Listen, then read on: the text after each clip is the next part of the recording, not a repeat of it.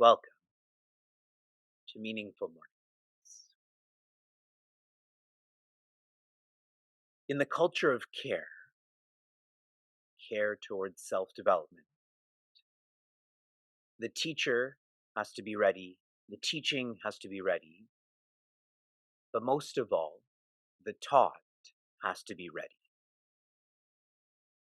When Pujya Swami Chinmayananda had the sankalpa or the intention to share self development through maps like the Upanishads, Bhagavad Gita, etc., there were many teachers who shared with him the taught are not going to be ready. So you're breaking away from this culture of care. And what he had shared in response, very accurately, when the teachings of the Upanishad, of the Bhagavad Gita are shared, those who happen to be in that vicinity that are very much not ready, they will sleep. They're filled with laziness, so they will sleep. And you can take this quite factually. At 7:45 a.m. on the East Coast, still many are sleeping. Or your own experience in discourses where you sleep. His second analysis was those who are not ready, they will be distracted. Those who are filled with aggressiveness, they'll be distracted. They'll be thinking about breakfast and a meeting they have, etc., etc. So even though their eardrums are working, they are not working with what is being shared. And those who are ready, they will be open to what is being exchanged, what is being connected. They're filled with quietness. So the whole notion of breaking away from the culture of care, the culture of care will look after itself. If you're sleepy, if you're distracted, Meaningful Mornings, the Bhagavad Gita, will not work for you the way it is designed. But for those who are open, I know this works, and I know you know this works too.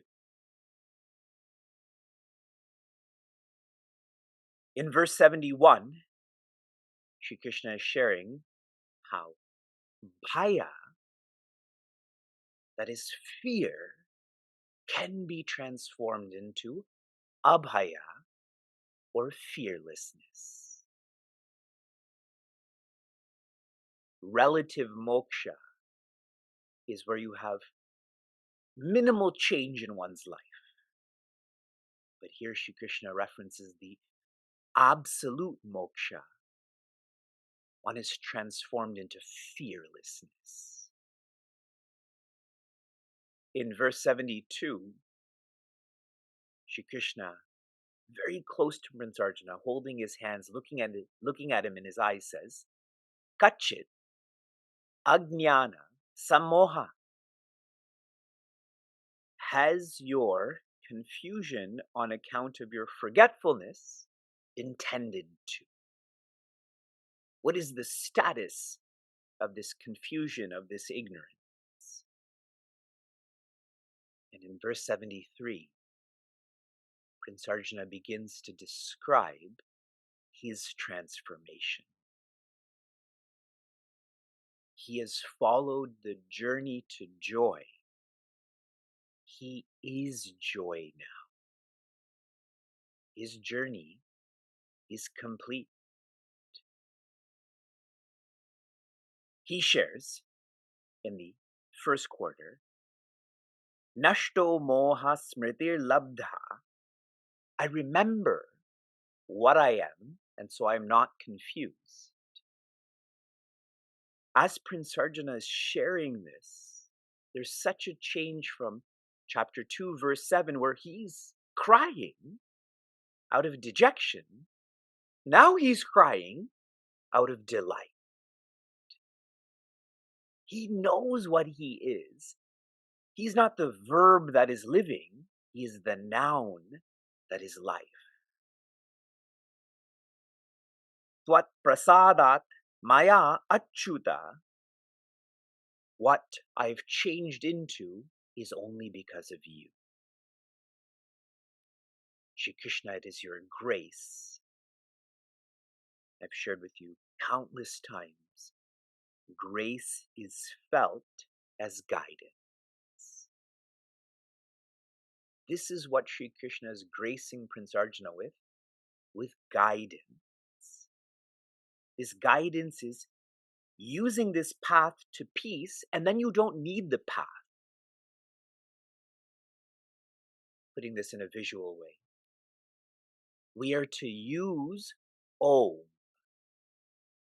the waking state, the dream state, the sleep state, to realize what's beyond Om, and that is awareness. Once you know your awareness, you don't need Om then. Prince Arjuna's path is complete. He's not pursuing peace anymore. He is peace. Stitosmi gata sandehaha. I'm beyond my inner world. He's no longer thinking about joy or peace or what he is. He is beingness. Sandeha means to have a doubt. It means the inner world is still operating. He's beyond this. Karishe vachanam tava. I will do as you have guided. The teaching on surrender means you will follow. Prince Arjuna has surrendered to Sri Krishna, which means he's going to follow Sri Krishna. You can't surrender and then not follow. Those are not aligned. We continue into this culture of care, the final aspect of the Bhagavad Gita. Sri Krishna has shared, Prince Arjuna has shared. Now, Sanjaya shares. Very lovely to have Sanjaya back. We are on verse 74. Sanjaya uvacha ityaham vasudevasya partasya cha mahatmanaha samvadam imamashausham adbhutam roma harshanam. Joy. Sanjaya says, how many of you have no idea who Sanjaya is? Where this character all of a sudden showed up. Sanjaya is like the MC of this celebration. He's the one that's connecting the faraway parties and the nearby parties and so on. If you don't know who Sanjay is at this point, give up. My message is always never give up, but at this point, all I can share is sleep in tomorrow and have a good lunch. That's my upadesha to you. What does Sanjay share? Iti. More conclusion is coming. And iti is referring to what has been shared in the Bhagavad Gita. Aham, I, Sanjaya, Vasudevasya, that which is coming from Sri Krishna, to whom? Parthasya, that which was coming from Prince Arjuna. Who is Prince Arjuna? Mahatmanaha. He is high-souled, is written in your book. He is enlightened. Sharing this first line in a more connected way. Sanjay is describing what he got to experience through Sri Krishna and Prince Arjuna. Let me read what Pujaswami Chinmayananda has shared about how Sanjaya comes into this completion of the Bhagavad Gita. The 18-chapter long Gita is a portion in the Bhishma Parva in the Mahabharata. Vyasa, the literary artist, has to weave this immortal poem into the warp and woof of the wider canvas of the classic. These closing 5 stanzas are made use of for this purpose. How many of you do remember accurately about the Mahabharata, why the Bhagavad Gita is happening, and how this has to come back into the Mahabharata? Good. The beautiful pendant of the Gita, so artistically perfected, is being hooked on to the wondrous necklace of the Mahabharata by these closing 5 stanzas, with which Sanjaya concludes his running commentary containing, in very few chosen expressions, the glory of the Gita, the miraculous revival of Arjuna, the subjective reaction in Sanjaya himself as he listened to this wondrous conversation, and a declaration of Sanjaya's own faith in the true culture of the Hindus. Sanjaya, though he wasn't the direct student of the Mahabharata or the Bhagavad Gita, through Sri Krishna's grace, he got to listen to this exchange, and he did so with faith, with optimism, with focus, and that's why he feels fulfilled.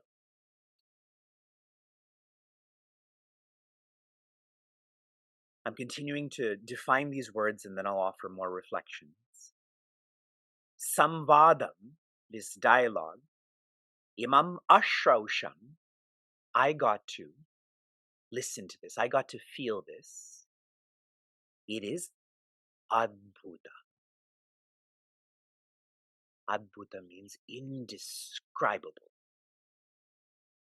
And all he can describe is what's happening to his body. Roma harshanam, his hair is standing on end. His body can't contain what he's feeling right now. Please try to personalize this as I challenge you to do. What this dialogue has guided us to is you start with the right action. This will evolve, or the momentum will carry you to the right attitudes. Then the right Atma. And now you get to feel with Prince Arjuna, with Sanjaya, the right Ananda. The joy, the peace. This is a backwards way of completing this journey. Now, why I'm saying that, the forwards way to complete this journey is first you should know what you are, then you should know what to do. Which is why when you're young, you go to the Gurukula, you have less responsibilities in life, you get to know what you are, then as you engage in your responsibilities, you are incredible. Now, 99.9% of us miss that, correct? That's why we're trying to learn what to do first, hoping that will lead to knowing what I am. Prince Arjuna knows what he is, and so now he knows what to do. Zooming into Sanjaya more, many of us got to study Upadesha Sara together. And in the last verse, Sri Ramana states Upadesha Sara works. Many of us, we listen to in the background Hanuman Chalisa. And there's one point where Sri Tulasidasa says, Gaurisha, that is Bhagwan Shiva, he endorses that the Hanuman Chalisa works. In verse 73, Prince Arjuna is not even looking at Sri Krishna anymore because he is Sri Krishna. He's looking at us and saying, this works. surrender, follow. Now Sanjaya is sharing the same. This works. Surrender, follow. My final reflection, tuning into the word Adbhuta once again. Adbhuta can be felt as that which happens once in a lifetime. This Bhagavad Gita sharing happened once in a lifetime historically, and through meaningful mornings, this also is once in a lifetime. Many of you have asked, let's go back into the Bhagavad Gita. Right now, my heart is not moving in that direction because I feel there's too much completion. It's like when you have such awesome pecan pie. Why go back for the second slice?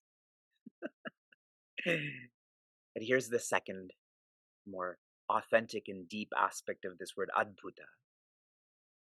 You only need to use this map once in your lifetime, and it will work.